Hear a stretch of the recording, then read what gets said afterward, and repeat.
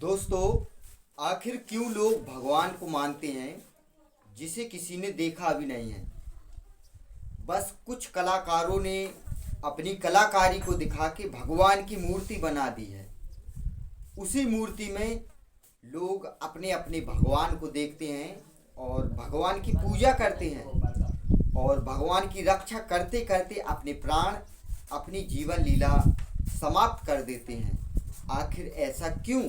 वैसे तो दुनिया में बहुत सारे देश हैं जो भगवान को मानते हैं, लेकिन हमारे भारत देश में भगवान को हद से ज़्यादा माना जाता है। फिर चाहे वो बागेश्वर धाम के हनुमान जी हो, या वृंदावन के द्वारकाधीश जी हो, या अयोध्या के राम लला जी हो, या हमारे पंजाबी भाइयों के बाहे गुरु जी हों, या फिर हरिद्वार की गंगा मैया हो, या फिर हमारे मुसलमान भाइयों के अल्लाह हो। आखिर इन सभी भगवान में कुछ शक्ति है या फिर पाखंड है? क्या है? हमारे देश में भगवान को लोग यदि काल से मानते चले आ रहे हैं।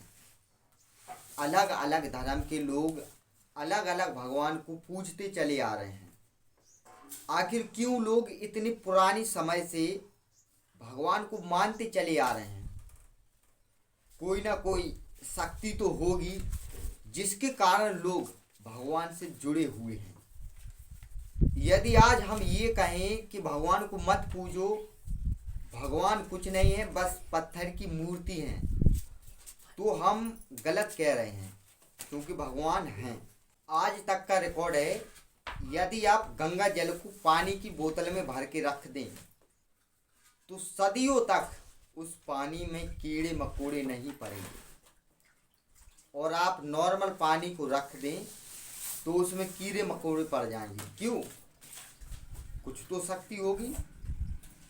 वृंदावन के स्वामी हरिदास ने अपनी भक्ति भाव से श्री बांके बिहारी जी के साक्षात दर्शन किए और उन्हें प्राप्त किया।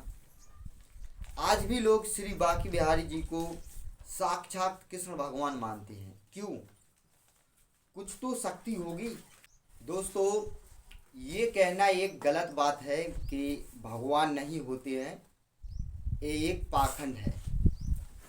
रियल में भगवान होते हैं और अलग अलग धर्म के अलग अलग भगवान होते हैं।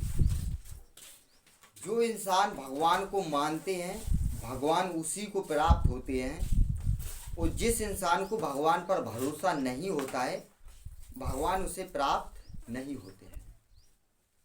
भगवान एक प्रकार की उम्मीद होती है और एक शक्ति होती है। उस शक्ति पर हम लोगों की एक उम्मीद रहती है कि ये शक्ति हमें दुख से सुख की ओर ले जाएगी, और वो शक्ति हमें सुख की ओर ले जाती है।